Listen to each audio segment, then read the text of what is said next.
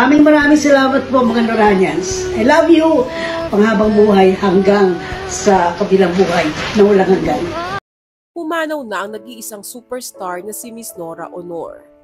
Bighati ang nararamdaman ng buong bansa matapos pumanaw ang nag-iisang superstar ng pelikulang Pilipino na si Miss Nora Aunor. Kinumpirma ng kanyang anak na si Ian De Leon ang malungkot na balita sa social media nitong Miyerkules na gabi, April 16. We love you, Ma. Alam ng Diyos kung gaano ka namin kamahal. Pahinga ka na po, Ma. Nandito ka lang sa puso at isipan namin. Ayon kay Ian. Simpleng mensahe naman ang iniwan ng anak niyang si Matet sa Instagram. I love you, Mommy. Kasabay ng litrato nila noong kanyang kasal. Si Lotlot De Leon ay nagbahagi rin ng larawan ng kanilang ina bilang pagpupugay. Si Nora ay 71 years old. Matatandaang noong 2023 ay naikwento niyang muntik na rin siyang bawian ng buhay matapos mawalan ng oxygen. Pagising ko nandun na ako sa ICU, anya sa interview with Boy Abunda.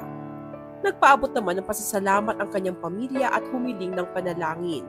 Her light lives on, forever loved, never forgotten. Kami po ay taus-pusong nakikiramay sa mga naulila ng ating mahal na superstar. Ang himala ay nasa puso ng tao! Nasa puso natin lahat!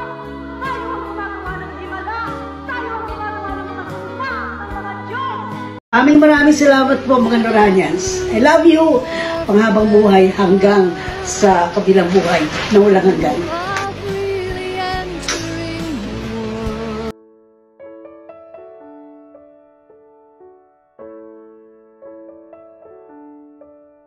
Nag-iisa lang po siya, ang ating superstar, Miss Nora Aunor. Yay! Bye!